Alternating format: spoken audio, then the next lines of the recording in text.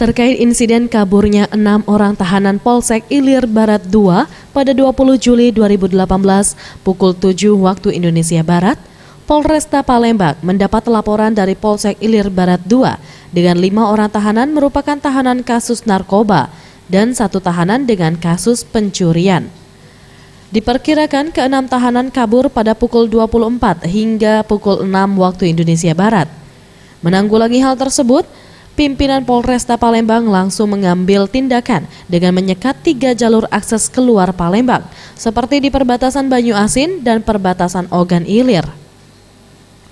Saat ini Polresta berhasil mengamankan 4 orang dari 6 tahanan yang melarikan diri dari Polsek Ilir Barat II kurang dari 10 jam. Hal ini disampaikan Kabaks Ops Polresta Palembang, Kompol Maruli Pardede. 4 orang sudah berhasil diamankan dengan lokasi 13 km dari Polsek Ilir Barat II di kawasan perbatasan Kertapati dan Ogan Ilir. Keempat tahanan yang berhasil diamankan yakni dengan inisial IL, warga Gandus, MA, warga Ilir Barat I, DI, warga Banyu Asin, dan AL, warga Makrayu. Saat ini pihak Polresta masih melakukan pengejaran terhadap 2 orang tahanan yang melarikan diri, yakni AF warga Gandus dan SR warga Makrayu.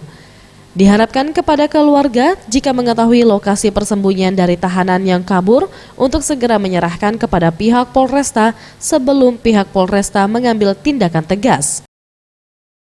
4 orang ini sudah berhasil kita amankan dalam waktu kurang dari 10 jam.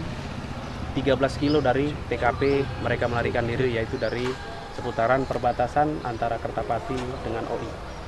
Berikutnya, sampai saat ini anggota kami sudah tergelar dengan cara menyekat di 3 jalur akses keluar dari kota Palembang. Ia menambahkan, kaburnya tahanan tersebut diperkirakan karena saat ini Polsek Ilir Barat II masih dalam tahap renovasi dan kondisi tersebut dimanfaatkan 6 tahanan untuk melarikan diri. Tim Liputan Sriwijaya TV.